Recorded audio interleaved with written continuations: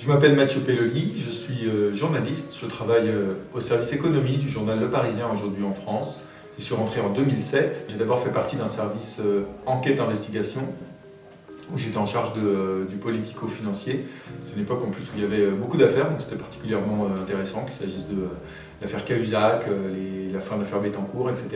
Puis ensuite j'ai intégré le service économie du journal où j'ai continué à faire des enquêtes. J'étais en charge du poste qu'on appelle le poste Bercy, qui consiste à suivre l'actualité du ministère de l'économie et des finances. Donc beaucoup les ministres de Bercy, le ministre des Finances, le ministre de l'économie, puis des secrétaires d'État bien souvent. Et puis depuis très récemment, je m'occupe désormais toujours au sein du service économie du Parisien, du secteur automobile ainsi que de l'industrie touristique.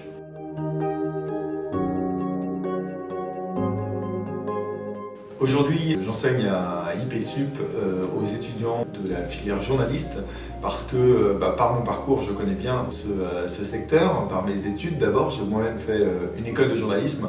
J'ai étudié à l'école supérieure de journalisme de Lille, après avoir passé les concours des écoles de journalisme. Et avant cela, j'étais étudiant à l'IEP Paris, à Sciences Po, où j'avais également suivi des modules de journalisme.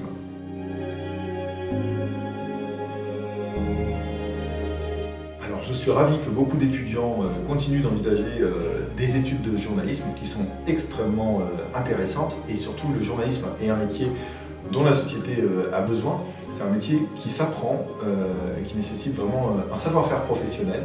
Il n'y a pas, c'est vrai, d'exercice illégal de la profession de journaliste. Et donc, effectivement, on peut être journaliste sans avoir fait d'école de journalisme et sans avoir la carte de presse. Néanmoins, avoir fait une école, c'est quand même la meilleure façon d'exercer le plus convenablement possible ce métier et surtout de mettre un pied dans les rédactions. Et donc, faire une école aujourd'hui, ça se prépare parce que c'est très exigeant. Un certain nombre d'entre elles seulement sont reconnues par la profession. Et c'est donc un chemin qui est quand même particulièrement ardu.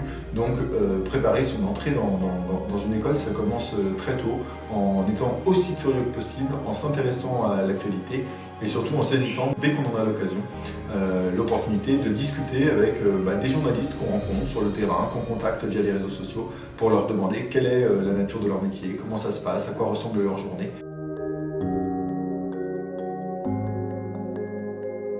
Alors, quelques conseils pour ceux qui, dès à présent, envisagent une carrière. Le premier, il est tout simple, il est vraiment extrêmement basique, c'est de suivre l'actualité, dès à présent. De devenir vraiment quelqu'un qui est absolument passionné par l'actualité, qui a envie le matin, en se réveillant, d'écouter la radio, qui a envie, à 13 h, de mettre un JT pour regarder ce qui se dit sur TF1, sur France 2, sur BFM, sur iTélé. Ne pas hésiter, enfin iTélé ça n'existe plus, sur CNews ou sur n'importe quelle autre chaîne d'information en continu. Ensuite, de façon un petit peu plus pointue, mais toujours en lien avec ce premier conseil, en fait, c'est de s'abonner à un média, et si possible de s'abonner à un journal papier. Alors c'est pas anecdotique, ça peut être jugé coûteux quand on est seulement étudiant de s'abonner. Alors des fois il y a des parents qui peuvent être eux-mêmes abonnés, et dans ces cas-là il suffit simplement de demander à ses parents les codes d'abonnement pour aussi sur son smartphone consulter le contenu qu'on appellerait premium aujourd'hui d'un quotidien, et pas seulement de se contenter des gros titres ou de ce qu'on va trouver sur le site internet. Parce que ce qui fait vraiment la qualité de l'information, au-delà de l'information brute, celle qui est délivrée,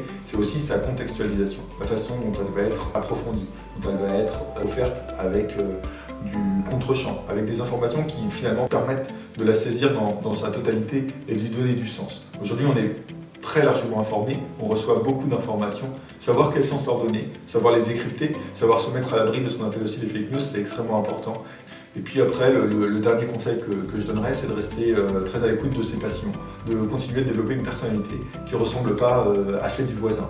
Et si on est passionné de rock'n'roll, si on est passionné de musique, de jazz, d'électropop, peu importe, de football, de tennis, de capoeira, voilà, de continuer à vraiment développer des choses qui n'appartiennent qu'à nous, qui correspondent à des centres d'intérêt très forts qu'on a et qui font qu'on aura une personnalité de journaliste qui ne sera pas semblable à celle du voisin, et qu'au sein d'une rédaction, on sera capable de proposer des sujets qui ne tiennent qu'à nous, d'avoir une lecture des choses qui ne tiennent qu'à nous. Bref, de ne pas être un clone et d'être une personnalité à part entière, capable de s'exprimer au sein d'une rédaction et de faire vivre un journal.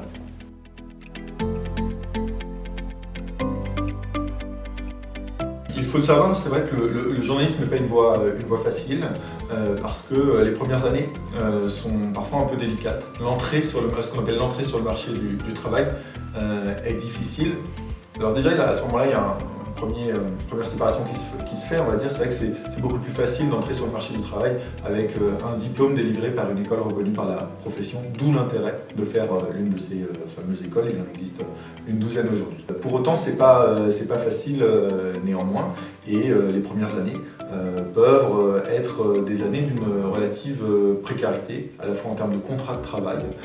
Les CDI sont de plus en plus rares, et c'est vrai que c'est très rarement le premier contrat qu'on signe. Ça peut commencer par des piges, suivi de quelques temps de CDD, puis enfin le fameux CDI, après lequel beaucoup de CDD courent. Il se trouve aussi qu'il y a dans le journalisme des gens qui font toute une carrière de pigiste, ou des gens qui se plaisent très bien avec ces contrats dits précaires au sens du droit du travail, mais qui, d'un point de vue financier, par ailleurs, parfois peuvent être aussi des contrats tout à fait honnêtes. Donc il y a toute cette dimension-là, mais on peut retenir au final que oui, les premières années du métier sont un peu délicates, c'est une partie difficile à gérer, et souvent, c'est le moment où il faut mettre ses rêves de grandeur, disons, un petit peu de côté, et être patient. On commence rarement dans le métier correspondant permanent à Washington ou à Jérusalem, et souvent il faut faire ce qu'on appelle ses armes, c'est-à-dire progresser tranquillement, faire sa place dans une rédaction, se faire connaître, proposer des sujets, etc. Et petit à petit, essayer de naviguer vers le poste qui est le poste de ses rêves, qu'on obtiendra davantage en milieu ou en fin de carrière.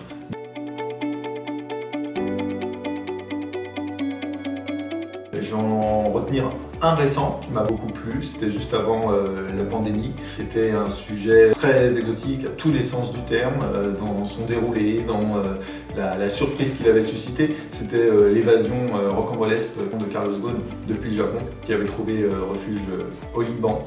Le Parisien avait pris la décision d'envoyer très tôt sur place un journaliste, et j'avais eu la chance de pouvoir partir. Une semaine presque, plus d'une semaine, de pouvoir enquêter sur place. Et c'est une affaire qui m'avait énormément plu, déjà parce qu'elle était particulièrement intéressante, avec un personnage auquel on avait envie de s'intéresser. Et puis sur place, beaucoup de choses s'étaient bien déroulées. On a souvent l'habitude dans le métier de dire qu'il faut provoquer la chance. Alors j'espère que mes années d'expérience m'avaient permis, entre guillemets, de bien la provoquer. Mais c'est vrai qu'en tout cas, j'avais fait des bonnes rencontres, des gens qui m'avaient beaucoup aidé, qui m'avaient permis d'avoir des bonnes informations, qui avaient bien trouvé leur place dans le journal. On avait fait des unes, etc. Elles avaient été prescriptives, comme on dit, c'est-à-dire que les informations qu'on avait relayées avaient été beaucoup reprises dans le Parisien.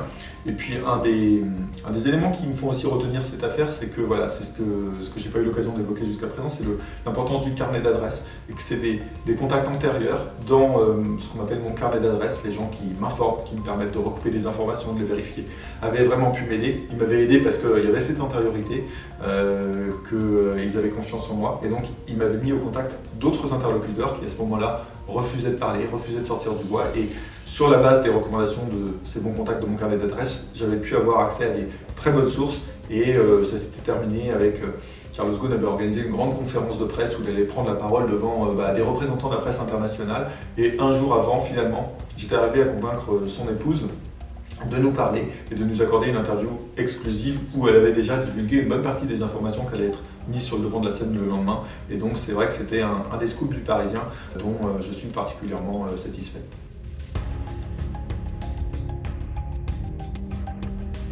Ce que j'ajouterais, c'est que vous trouverez toujours des gens autour de vous, sans doute, qui vous mettront en garde contre les difficultés du métier ou contre les premières années difficiles. Il y a sans doute des voies qui sont effectivement qui garantissent un accès au marché du travail plus facile, à une rémunération aussi peut-être plus en adéquation avec ce que peuvent attendre des proches ou les parents quand on est encore jeune. Néanmoins, mon conseil à moi, c'est de dire que si vous sentez en vous que le journalisme est la voie que vous avez envie de suivre, il faut écouter cette petite voix intérieure qui vous dit d'y aller. Un des avantages en plus des études en journalisme, c'est qu'en fait, elle s'exerce sur ce que sera le cœur de métier plus tard. Si vous voulez devenir médecin, vous allez faire beaucoup de mathématiques, etc. Puis une fois que vous serez médecin, vous ne ferez plus forcément de mathématiques. L'avantage des études de journalisme, c'est que très vite, vous allez savoir si ça vous plaît. Si pendant que vous êtes en train de préparer vos concours, si pendant que vous êtes en train de ficher le journal, de travailler, de réfléchir sur l'actualité, de regarder ce que font les confrères, vous vous rendez compte que ça vous plaît énormément, c'est parfait parce que demain, c'est exactement ce qu'on vous demandera de faire dans une rédaction. Si au contraire vous voyez que vous y trouvez une certaine forme de pénibilité, que finalement ça ne vous intéresse pas tant que ça, et là il y a une petite lumière rouge qui doit clignoter et vous dire attention, si d'ores et déjà lire le journal c'est pas trop mon truc, demain dans une rédaction ça ne me plaira pas davantage. Parce que le premier devoir dans un journalisme, c'est avant d'informer, c'est d'être lui-même bien informé.